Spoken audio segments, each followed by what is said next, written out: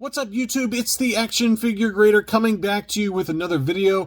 Today we're going to take a look at mint on card vintage Kenner Star Wars figures. I also do have a few mint in sealed box vehicles and mini rigs that sold at auction. Almost all of these were auctions. I just wanted to kind of give you a general idea of prices versus condition. We're starting off with some really high grade gems. And what recession? What downturn in collectibles prices? Some of these prices were pretty eye-popping, and I wanted to go through those now. So let's take a look. The first one is an AFA 80 12-back A Stormtrooper. So one of the earlier 12-backs in the line. And I don't know how you feel about this, but, again, we talk about the white figures all the time.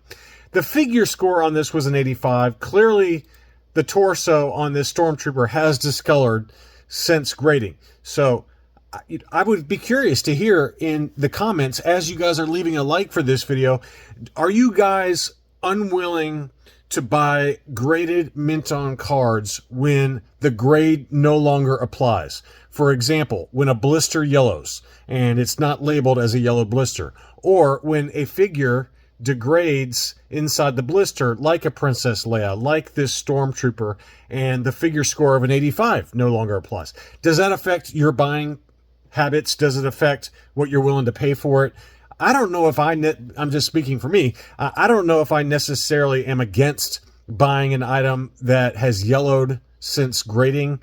The blister is yellowed if the price is right. It all comes down to price, right? But I'd be curious to know that there are some collectors, I'm sure, that they won't buy it if the blister's yellowed and it's not designated on the label, or the figure has yellowed like this has. But I'd be curious to hear from you guys on that in the comments. This one sold for $16.74, and for a 12-back A Stormtrooper AFA 80, you would expect that to be in that $2,500 range, I would guess.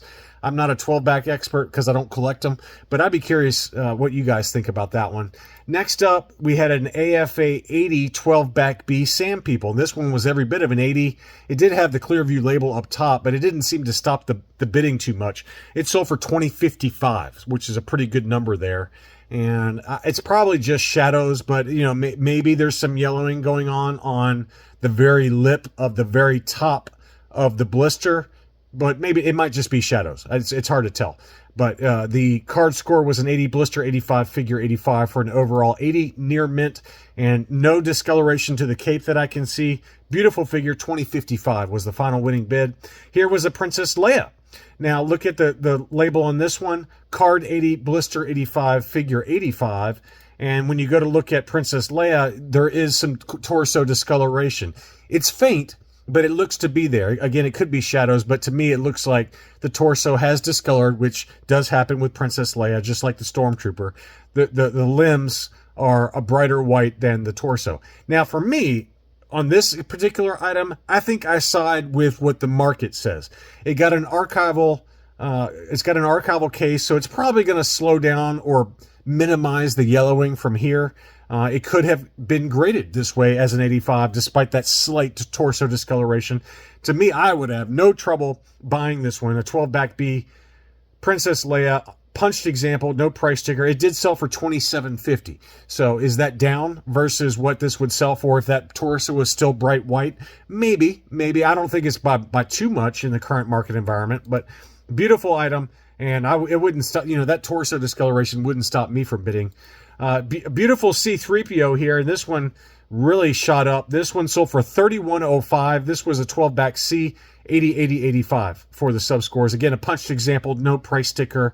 And, it's probably reflections, but, does it look like maybe the vac metallized C-3PO is a little wonky? It looks like it's kind of spotty there, but again, it's probably reflections on that one. Still a stunner of an item, and the price reflected that. Here was a Empire Strikes Back Palitoy Stormtrooper, and it was graded 80, 85, 85. And this one did have a kind of a standard blister, not a double stem blister.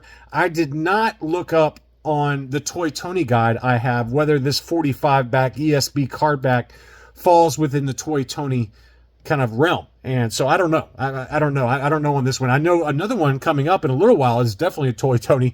This one I'm not sure about. It could be a legit item, but I know a number of different card backs fall under that.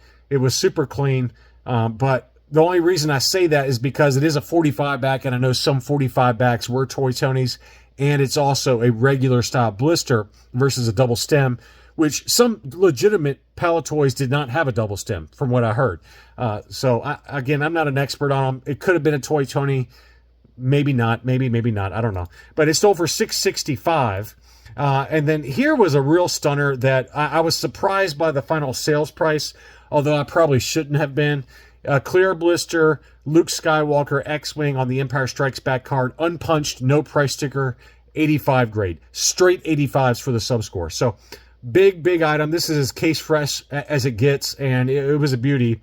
But I was still a little surprised by the price. I had a buddy who was bidding on this. He had to walk away because it got too expensive.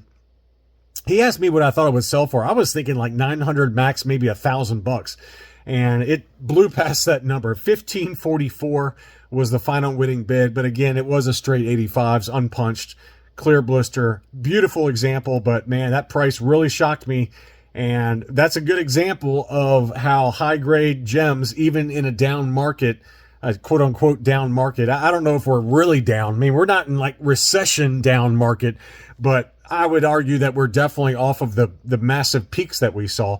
So 1544 is kind of an eye-popping number. Next up, we had definitely a Toy Tony. This was a General Mills German card back for the AT-AT driver, and it was graded AFA 85. And you can see the back there. It is that German card back, and we just documented another one that was at auction in a what to buy video. That was, for, I think, for Han Solo. This one is for the AT-AT Commander, and this one went a little higher than I expected as well. It was absolutely a Toy Tony, and because it's got that regular blister versus the double stem, which even the double stem blister Han Solo, I still think is a Toy Tony, because some of the Toy Tonys did use double stem blisters. Most of them use these kind of blisters, the kind of the standard Kenner style blisters, but. Anyway, this one was AFA 85. Obviously, it passed muster with AFA before the Toy Tony scandal came to light, and it sold for $661, which I wouldn't personally pay that. Maybe if I was an AT-AT driver focus collector and I just wanted to have one in my collection. I can't remember what I paid for my Bosk. That was a UKG graded Bosk. I think I paid $500 to $550, somewhere in that ballpark. Don't quote me on that, but it was not nearly this high at $661. But it was a beauty, and if you wanted to have one for your collection, just to have a German card back, I could understand the appeal on it. So beautiful item. Next up is a legit AT-AT driver. This is a Palitoy yellowed blister, and maybe I'm wrong there, but I think it is a legit example because it's got the correct blister for these 45 backs. It was also yellowed, which makes me think it was applied at the factory back in the 1980s versus 2013 when the Toy Tony scandal came to light. But this one was graded 85, old label where they labeled it with just a single score. This is before AFA went over to 3-tier grading for the card, blister, and figure. And so it was obviously also graded before it yellowed. So it obviously has yellowed since then. So this is kind of going back to the beginning of this video where would you be willing to bid on this one? I don't know if I'd be willing to pay $568 for it, just given that it is pretty heavily yellowed. If it was lightly yellowed, maybe. It wasn't unpunched, and it is a foreign card back, so, but it's not a particularly rare card back on the Palitoy, so I don't think I'd pay $568 for it, but somebody was, and it went all the way up to $568 in an auction. Next up is a Made in Mexico. Now, what's interesting is that, you can see on the back there, Made in Mexico, and it also did have the factory hole punch that we talk about for these Lily Letty for the U.S. market, Made in Mexico's. This is Darth Vader, graded 85. Again, old style label, and, they say card photo pointing. Now they label these 77A Made in Mexico's as Darth Vader, Made in Mexico. They don't mention the alternate card back image. So this one is still a beauty though, and it sold for $510, which is a pretty significant discount relative to some of the other examples that we've seen recently. There was an AFA 85 Made in Mexico with subgrades, so it was more recently graded, that sold for, I think it was in the $750 range. This one only sold for $510, which to me, I would have no trouble buying one with the old label to get it for that kind of discount. I mean, that's a great discount on an AFA 85. And I've heard, I have no way to confirm this, I've heard that when AFA was still grading on a single grade versus the subgrades, they graded more harshly. It was a lot harder to get an 85 versus once they moved over to the subgrades where you got a card 80, blister 85, figure 85 for an overall 85. Just an example. So I don't know that for a fact, but that's what I've heard. I've got an AFA 80 Bosk 32 back B that's only on a single label, and I overpaid for it now that I look back at it, but I think that it is what it is. But $510 for this was a great deal, I thought, just relative to the one that sold not even a month ago that had subgrades for $250 more. Next up, we had an ungraded Princess Leia. This one is a 41 back E.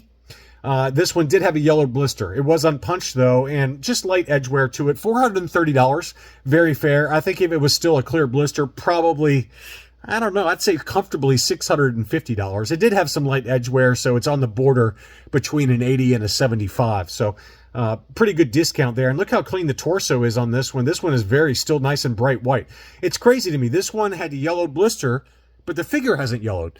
Whereas we just looked at a 12 back B Princess Leia where the blister had not yellowed, but the figure had. I can't make heads or tails of it. It's different plastics, different factories, who knows, but pretty interesting how that happens.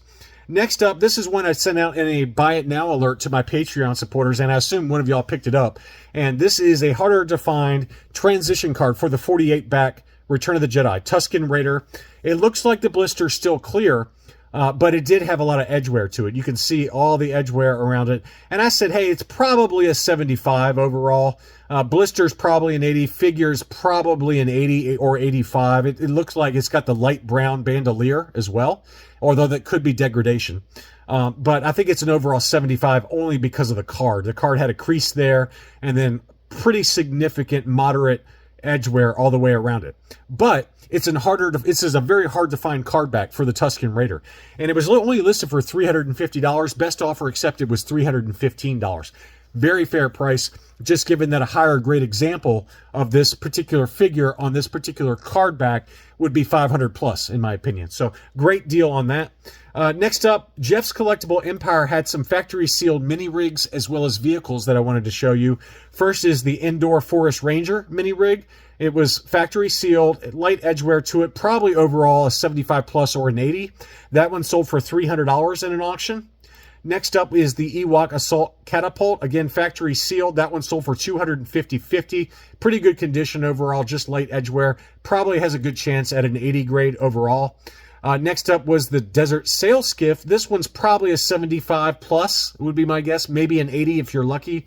That one sold for $300, but it's tough to find this one factory sealed.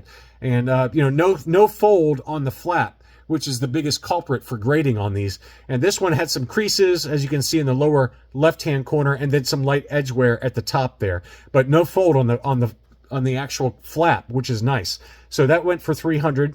Next up was a beautiful speeder bike, factory sealed, no fold at all on the flap. This one's easily an 80 grade, in my opinion, if not higher, maybe an 85. But I think it's probably an 80 or an 80 plus easily. That one sold for $243.50. Good deal on that one. Then we get into some later ones that are harder to find. This is the Droids Side Gunner factory sealed. By no means perfect. It did have some light creases to it, but I think this one's got an outside chance at an 80, but certainly a 75 plus. That one sold for $305, which I thought was a really good deal.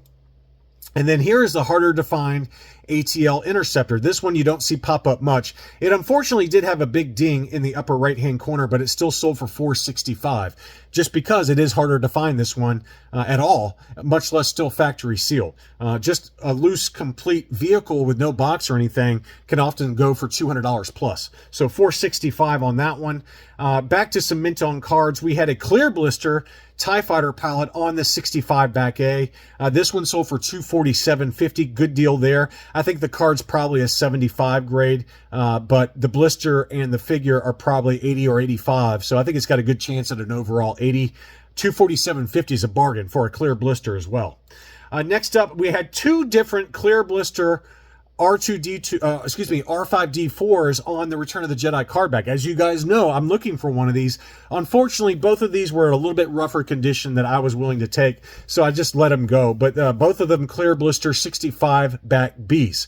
This one sold for $238.50, and then this one sold for $198.50, although I think this one's still a yellowed blister. It looks like it might be slightly yellowing. This one absolutely was a clear blister, but this one was a little, maybe a little bit yellowed. The card was probably arguably in better shape than this one, but the blister wasn't as nice. So if you could just find that right combination of a nice card, nice clear blister with an R5D4 on a Return of the Jedi cardback, I probably will go after it, but it just hasn't happened yet. Back to some Power of the Force figures. We had a clear blister AT-ST driver. It did have a big ding in the upper left-hand corner, so this is kind of a budget example I just wanted to show. This one sold for $131. Clear blister with no ding, probably $250 minimum, if not higher. This one was a burrata. It had a major crease. Again, a very budget-friendly example for a mint on card last 17 figure. $236.50 in an auction. And then to round things out, we had a budget-friendly Ramba that had a major crease going through it, but it was mint on card, fully factory sealed, no cracks to the blister, that sold for $200 in a buy it now situation, free shipping. So just some budget items to finish things off for those of you that don't collect graded, just want to have some nice mint on cards. And these are some last 17, still mint on sealed card for very friendly prices. Thanks as always for watching. I'll be back soon.